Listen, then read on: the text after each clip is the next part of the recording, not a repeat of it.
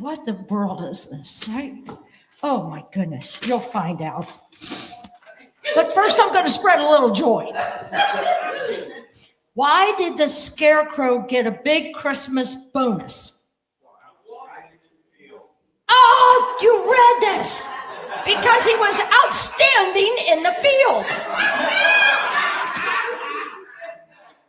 What do you get when you cross a snowman with a vampire? Frostbite. What do snowmen eat for breakfast? Ice Krispies. Oh my gosh. What do gingerbread men use when they break their legs? Candy canes. All right, last one. What do you call an old snowman? Water. Okay, that's enough. I'm not sure, but I don't think that's mine. There you go. Oh, my goodness. Okay, yes, Kathy's going to tell on herself again. Because every time, I swear, I name a title, and then here we go. Yeah. So, this is about me yesterday. I felt like joy was being pulled out of me. Yesterday morning, I finally had enough nerve to listen to something that I found in our barn, and it was a cassette recording of an interview I did with my parents in 1995. And my parents passed away in 2000 and 2002. So that's a long time, right? And I have had it. I took it to a local guy on Pippin Road, and he took this little mini cassette because I didn't have a player, right? And he put it on CD. And he also did it on an MP3. So I finally decided I'm going to listen to it. And at first I was smiling and tears. And then I just kept listening, and I made myself finish it to the end. And I didn't realize the impact that it had on me. I didn't. But I started fighting sadness all day yesterday. And I kept hearing things that my dad was saying on this recording. Just something as simple as I'm interviewing my mother, he's in the kitchen yelling, "Kath, you want an apple?" You just hear him saying that, right? It took me to the kitchen table. And do you want it sliced or you want to eat it whole? As my mom's trying to talk. Anyway, not the point of the recording. It's the point of I didn't even realize what emotion had taken place with me. Now, also, in our dining room table, which is very long, we have kids' prizes, we call them, presents, unwrapped yet, to be wrapped, right? And we have 15 grandkids between the two of us. 12 of them we want to buy presents for. The other one's married, one's older and off to college, and we won't see them. So anyway, they're not the toy persons, right? But anyway, that was another thing that I didn't consider, that just looking at that was overwhelming to me, because I knew we had to wrap all that. We didn't even know who was getting what at that point. It was just like all spread out, okay? Then, I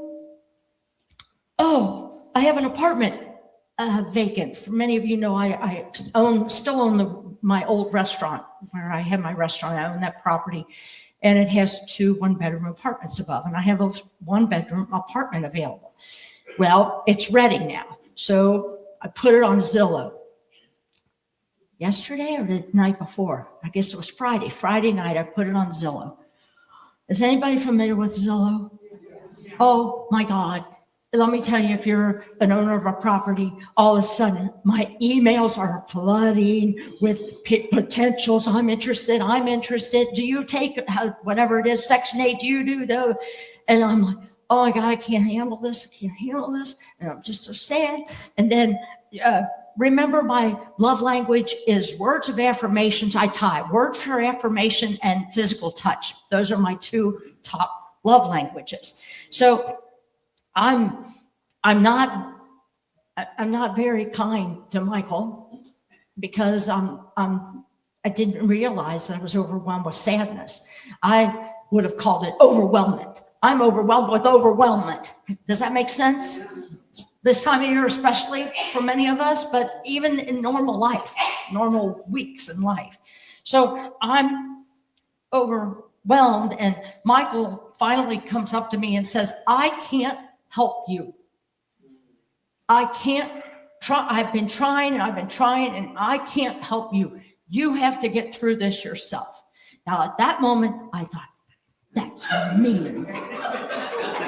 That's just mean. Why can't you, this is my mind, why can't you give me physical touch and words of affirmations and all these things that I need to get out of this sadness, right? And then it was like, oh, let's add in, okay, so this is me on Saturday. Okay, can you see all these papers? This is me preparing for the talk today. I am not joking.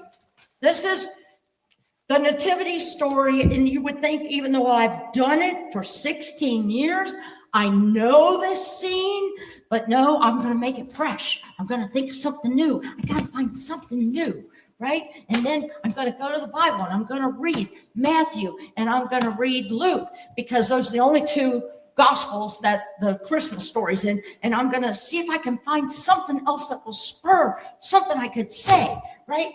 And I'm like,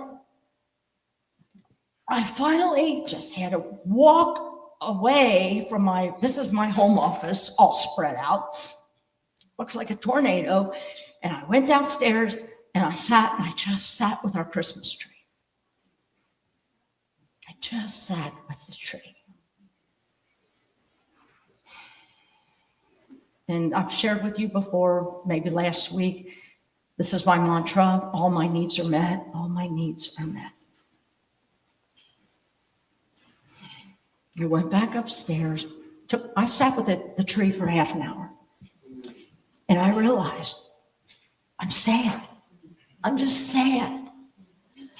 I'm missing my parents. I didn't realize after this many years, that I could feel this much sadness, but hearing their voice, just that was the start.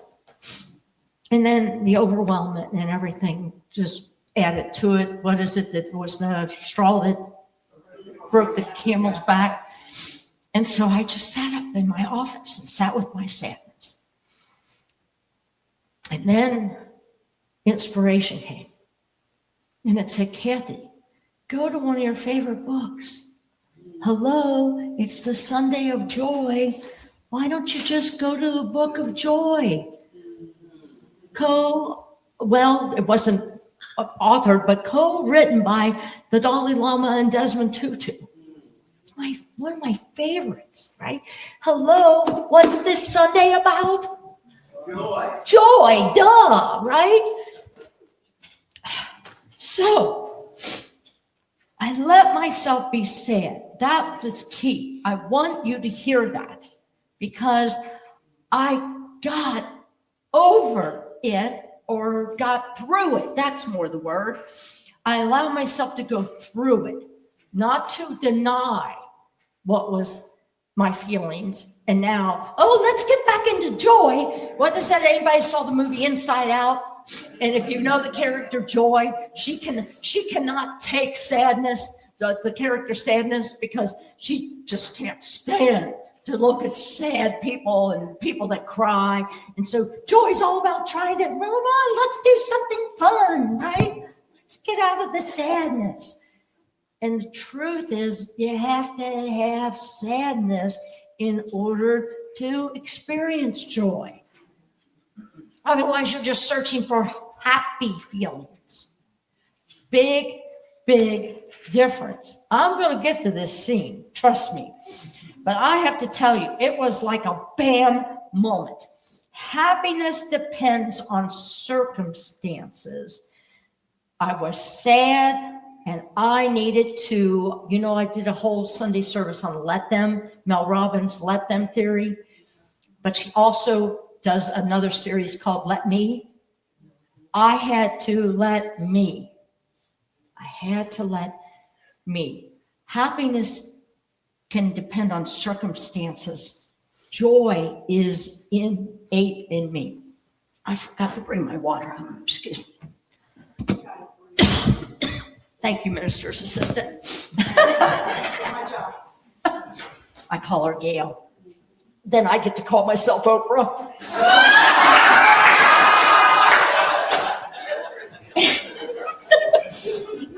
Right. Joy is innate in me. I don't have to go find joy. It's in here. And that's what I had to wake up to when Michael said, you have to do this on your own. I can't do it for you. And so my little pouty girl got mad for a minute until I started waking up. I had to get quiet.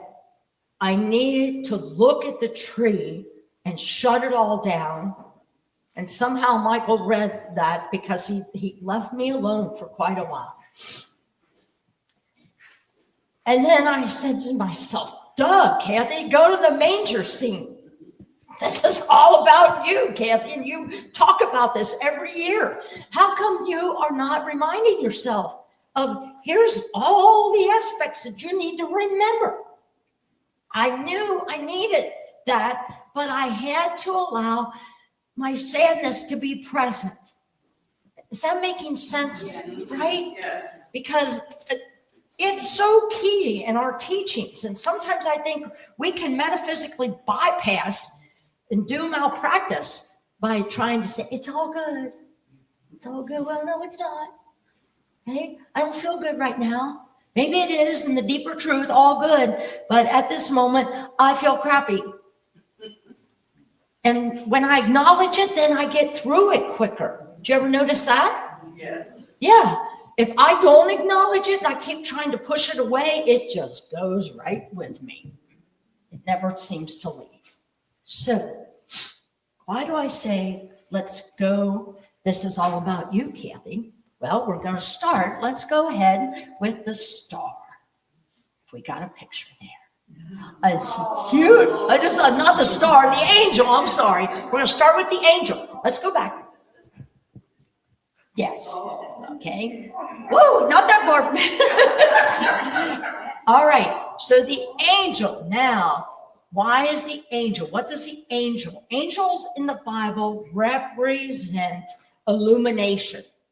So whenever you're hearing anything, when an angel is appearing, there is an illumined thought that is coming.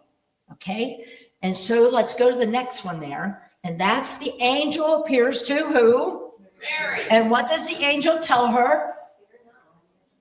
You're pregnant. But don't be afraid. Right. Tell me not to be afraid, right? But what does Mary represent? So there's Mary, right? There's my angel. Okay, so illumination. All right, so Mary represents an innate nature, your intuitive nature that you all have. I'm telling you, guys and girls, every one of these is an aspect of you. So I want you to hear and be open. Just be open to consider that there's always an angel in you.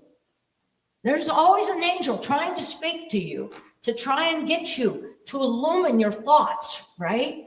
But ego is very strong, and ego doesn't want to hear from angels.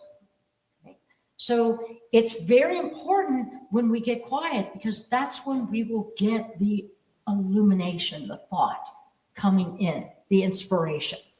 So Mary is the female aspect that's inside of us. It's the intuitive nature that we have. She didn't understand the what or how that this angel was telling her, but yet she still gave a holy yes with faith and said, if it is the Father's will, then it is mine to be done. Joy begins when we say yes before we know why. Yeah, let me tell you. Okay? I went to bed last night because my computer died. Remember, this was all I heard was go to the book of joy. So this morning, I wake up, and remember, I've got all this, right? And I said, I don't know how I'm going to do it. I'm going to do it. Talk about having faith and hope and trusting. To give a holy yes, I'm going to follow the intuition that I received, the illumination that I received saying, Kathy, go to the book of joy. And then I said, I don't understand. I don't know how I'm going to do it, but I have faith that I'm going to do this. So we'll see. So now we have Joseph, all right? Joseph is the male aspect in all of us. It's the get her done part of us, okay? He's the guy he represents your thinking mind, okay? The thinking nature. He moves forward despite the fear, the confusion, the uncertainty that he must have felt, right? But the joy is not passive in him. It wants to protect and it wants to provide. He gets joy. That aspect in us, the get her done aspect in us, gives us joy.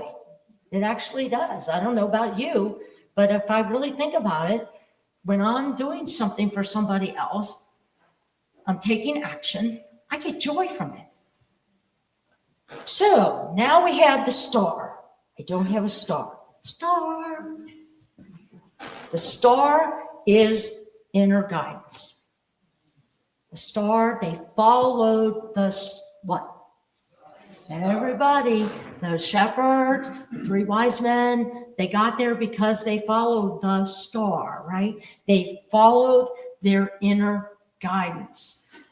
The star is your GPS system, your internal GPS system. You all have that star in you. It's your inner guidance. But do we trust it? Do we trust it? I can tell you for myself, years ago, I did a talk here subbing for the minister, and I had a steering wheel up here, and I literally said, okay, what's that song? Jesus, take the wheel.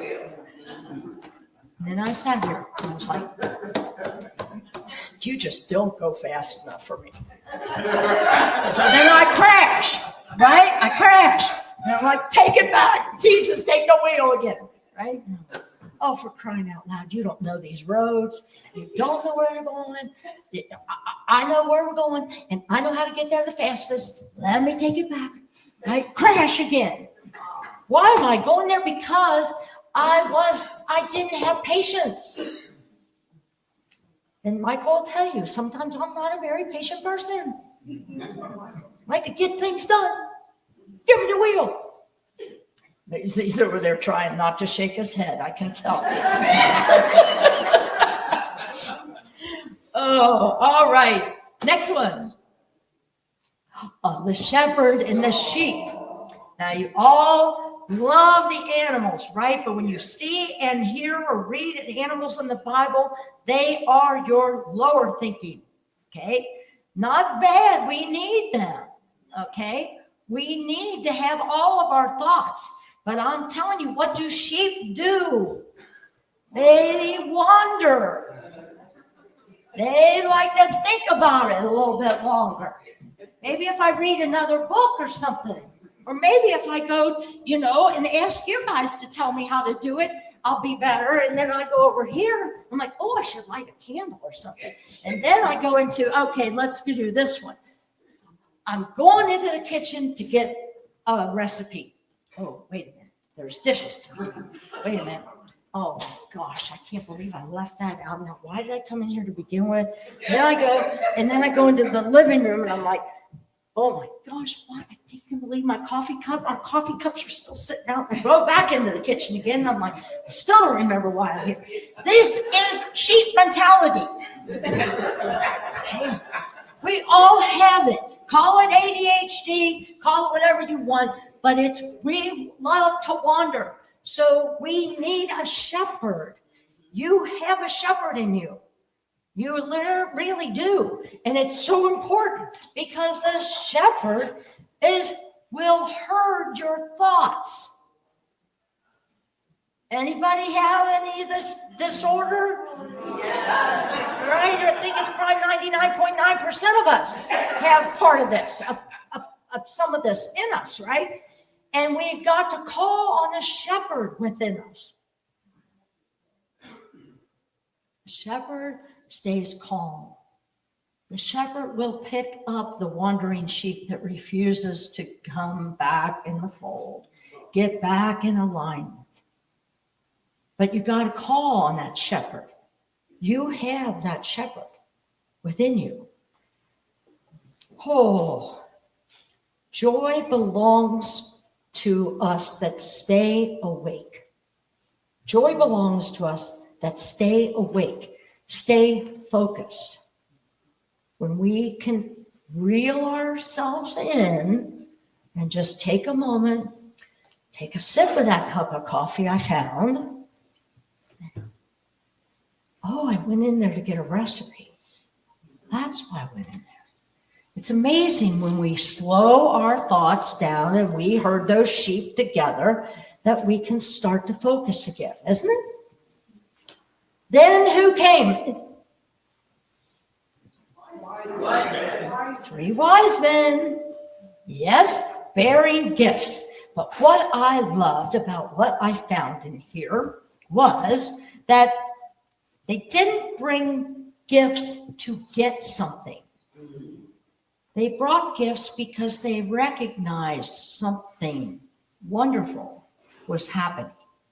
Remember, they were sent to follow the star to find out where the child was and go back and report to Herod, because Herod, they'll bring me the child so that I can worship him, Herod said. And when the wise men got there, bearing gifts, they saw the wonder that was happening and said, no way are we going back and taking this child to Herod.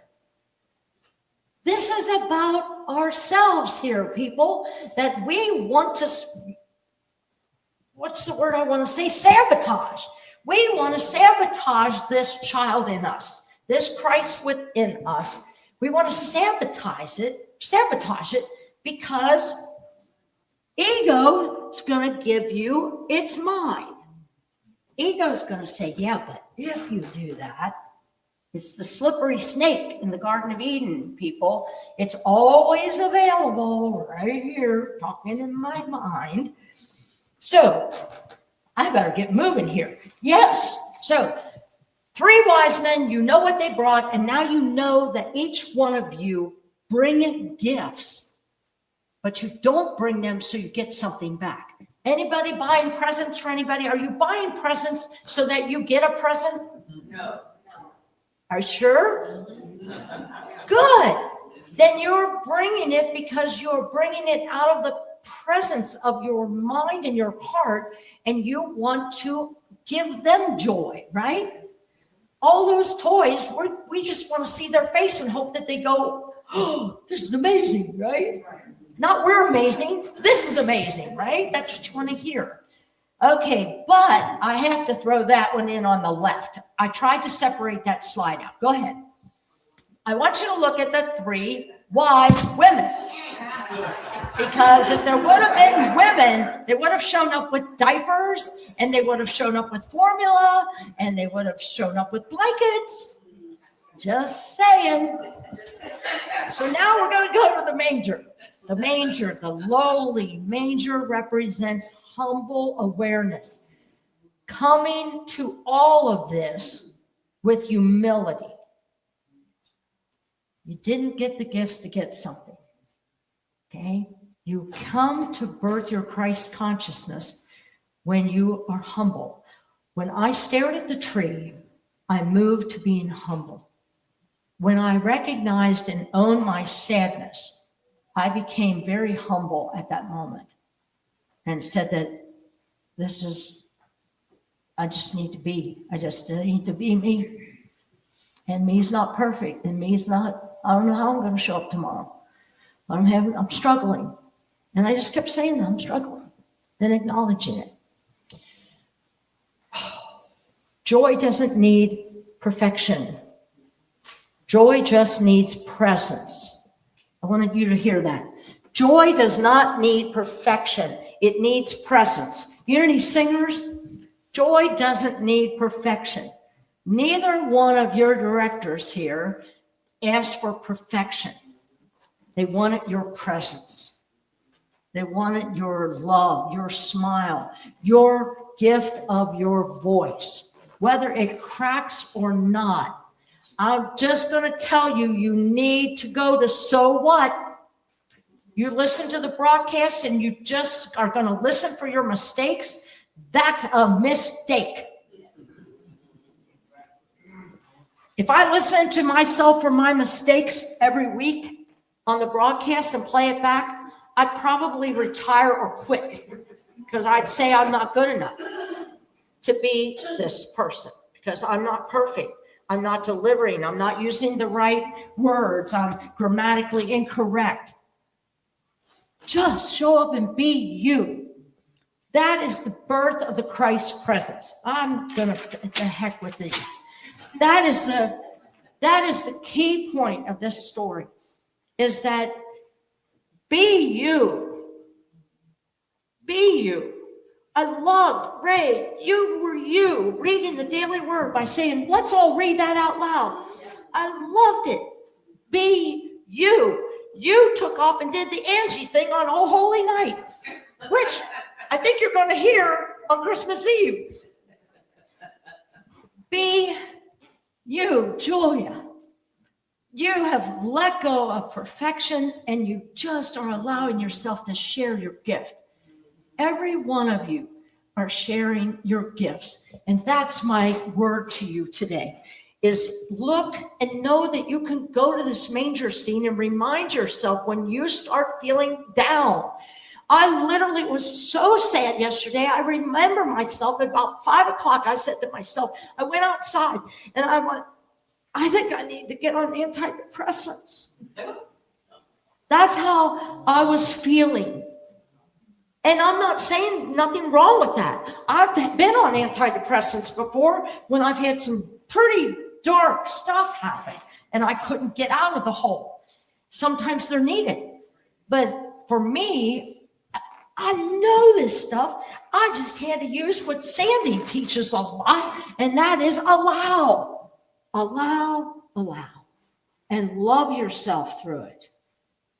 Love yourself through this Christmas season. Love yourself through your sadness, through your anger, through some resentments, and realize that you're not going to stay there. There's a beautiful video. I'm going to share it on my Facebook post when I get home today. It's a little dog, and it's talking. It's this little talking dog, and it says, "It's raining. Oh, well, roots will grow. Oh, I'll learn to swim." It was just like, oh, I'm not going to die, right? So sometimes we just have to go to that simple place. And Michael eventually said to me, how are you getting out of it? And I said, gratitude.